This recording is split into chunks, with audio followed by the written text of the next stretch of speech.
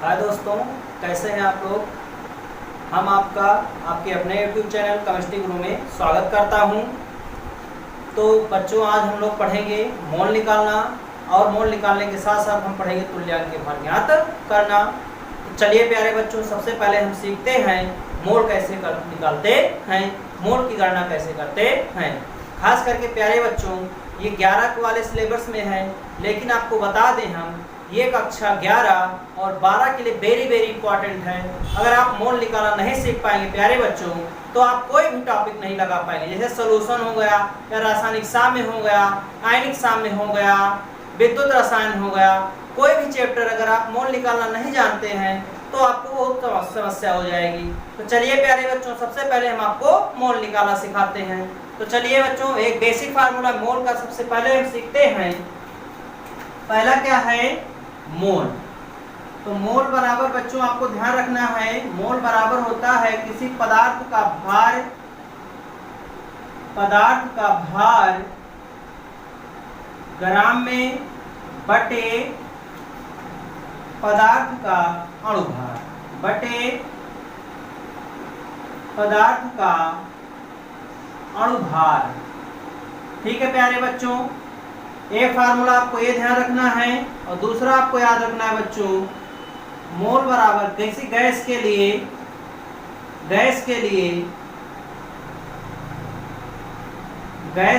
लिए मोल बराबर एनटीपी या एसटीपी पर गैस का आयतन लीटर में बटे 22.4। ये बच्चों आपको फार्मूला याद रखना है।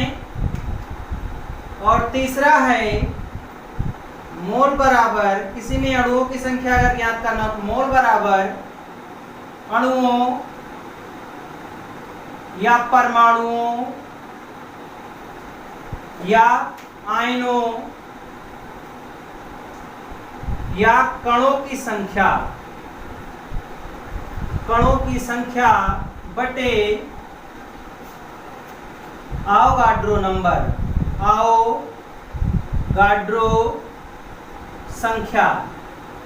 बच्चों आपको पता होगा आवोगाड्रो संख्या का मान 6.023 × 10⁻23 होता है। ठीक है प्यारे बच्चों, केवल आपको यही 3 फार्मूला याद रखना है। मोल बराबर पदार्थ का भार बटे पदार्थ का अणुभार। और गैस के लिए अगर आपको निकालना होगा तो मोल बराबर एनटीपी या एसटीपी पर गैस का आयतन बटे 22.4।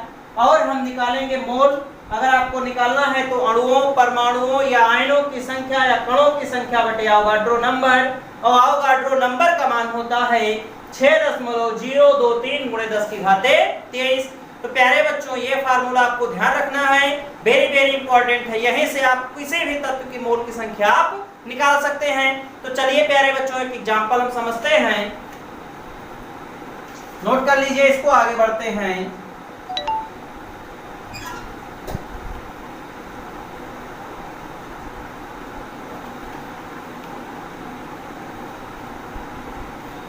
तो चलिए प्यारे बच्चों, एक एग्जाम्पल के द्वारा हम समझते हैं मोल की गणना हम कैसे कर सकते हैं। तो जैसे मान लीजिए आपको एक क्वेश्चन दे दिया जाए। पहला क्वेश्चन, 2.8 ग्राम नाइट्रोजन के मोलों की संख्या ज्ञात कीजिए। मोलों की संख्या ज्ञात कीजिए।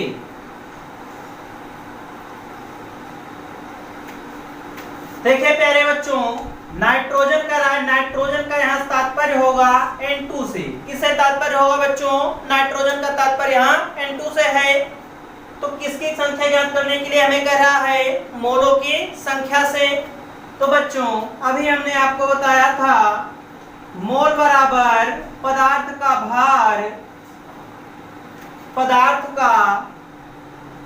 भार बटे अणुभार। ये आपको फार्मूला बताया गया था बच्चों, अभी ग्राम में बताया गया था। तो मोल भार कितना ग्राम ग्राम दिया है पदार्थ का 2.8 ग्राम। भार कितना दिया है बच्चों? 2.8 ग्राम दिया है। ठीक है।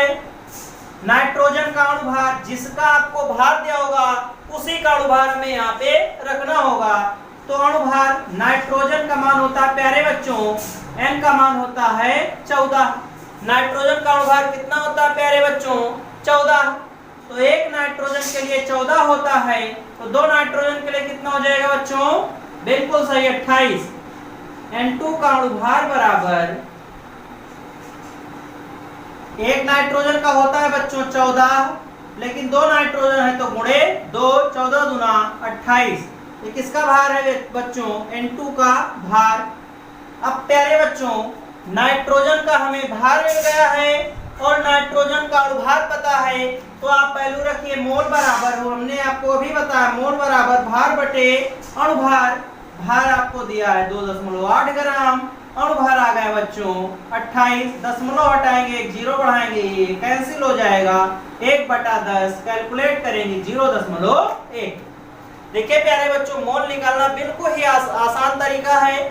अगर आप मोल निकालना सीख लेते हैं तो आप मोलरता सीख सकते हैं, मोलरता सीख सकते हैं, मोल प्रभाव सीख सकते हैं, और आप सक्रिय द्रव्यमान निकालना सीख जाएंगे बच्चों, रासायनिक साम्यावस्था निकालना सीखेंगे।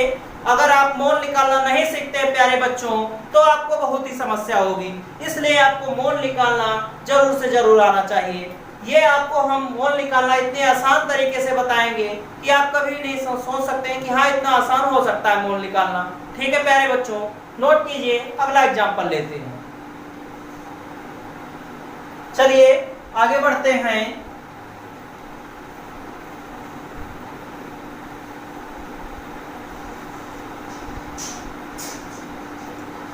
दूसरा एग्जाम्पल 10.6 ग्राम Na2CO3 के मोल ज्ञात कीजिए, के मोल ज्ञात कीजिए। तो प्यारे बच्चों पहले भार कितना दिया है? Na2CO3 का भार, Na2CO3 का भार कितना ग्राम दिया है प्यारे बच्चों? 10.6। तो 10.6 ग्राम हो गया। ठीक है।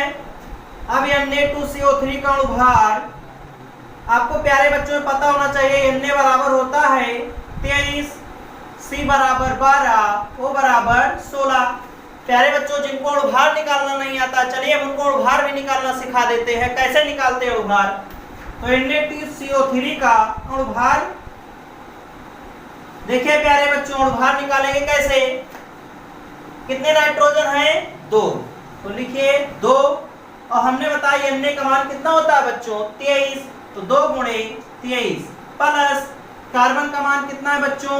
12 प्लस 3 ऑक्सीजन है तो 3 गुणे ऑक्सीजन का मान है 16।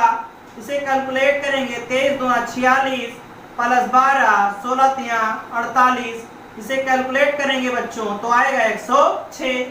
अब देखिए प्यारे बच्चों हमें भार मिल गया और अणुभार पता चल गया। अब आराम से आप क्या निकाल सकते हैं? मोल। तो Na2CO3 का मोल बराबर, Na2CO3 का मोल, तो मोल बराबर भार बटे अणुभार। हमने आपको बताया बच्चों मोल बराबर भार बटे अणुभार। वैल्यू रखिए, भार कितना ग्राम है बच्चों? 10.6 ग्राम, अणुभार है 106। दशमलव हटाएंगे, एक जीरो बढ़ाएंगे, ये कैंसिल हो जाएगा, 1/10 that is equal to 0.1 answer आ गया। आए बच्चों समझ में? तो चलिए प्यारे बच्चों मिलते हैं नेक्स्ट वीडियो में तुल्यांकी भार ज्ञात करना, या और एकाध एग्जाम्पल इसके बाद में हम और सीखेंगे। मोलों की संख्या से अणुओं की संख्या, परमाणुओं की संख्या, आयनों की संख्या कैसे ज्ञात करते हैं। अगर वीडियो आपको समझ में आ रहा हो तो वीडियो को लाइक शेयर सब्सक्राइब जरूर करिएगा, और अगर आपको समझ में नहीं आता है तो आप कमेंट में करके भेज सकते हैं। मिलते हैं बच्चों नेक्स्ट वीडियो में।